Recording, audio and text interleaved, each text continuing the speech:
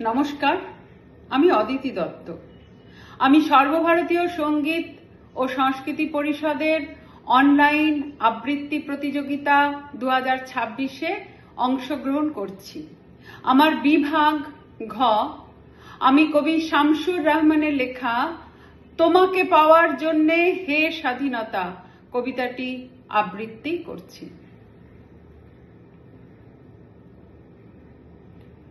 তোমাকে পাওয়ার জন্যে হে স্বাধীনতা, তোমাকে পাওয়ার জন্যে আর কতবার ভাসতে হবে রক্ত গঙ্গায়, আর কতবার দেখতে হবে খান্ডব দাহন।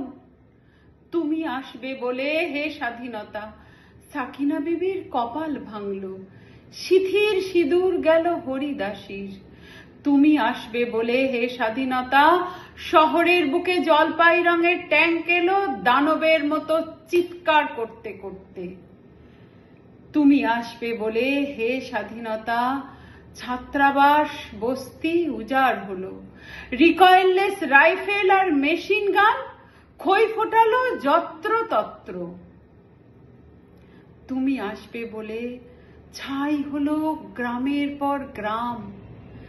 তুমি আসবে বলে বিধ্বস্ত পাড়ায় প্রভুর বাস্তুভিটার ভগ্নস্তূপে দাঁড়িয়ে এক টানা আর্তনাদ করলো একটা কুকুর। তুমি আসবে বলে হে স্বাধীনতা অবুঝ শিশু হামাগুড়ি দিল পিতামাতার লাশের ওপর। তোমাকে পাওয়ার জন্যে হে স্বাধীনতা, তোমাকে পাওয়ার জন্যে আর কতবার ভাসতে হবে রক্ত গঙ্গায়, আর কতবার দেখতে হবে খান্ডব দাহন। স্বাধীনতা তোমার জন্যে এক থুত্থুড়ে বুড়ো উদাস দাওয়ায় বসে আছেন, তার চোখের নিচে অপরাহ্নের দুর্বল আলোর ঝিলিক বাতাসে নড়ছে চুল। স্বাধীনতা তোমার জন্যে মোল্লাবাড়ির এক বিধবা দাঁড়িয়ে আছে নড়বড়ে খুঁটি ধরে দগ্ধ ঘরের।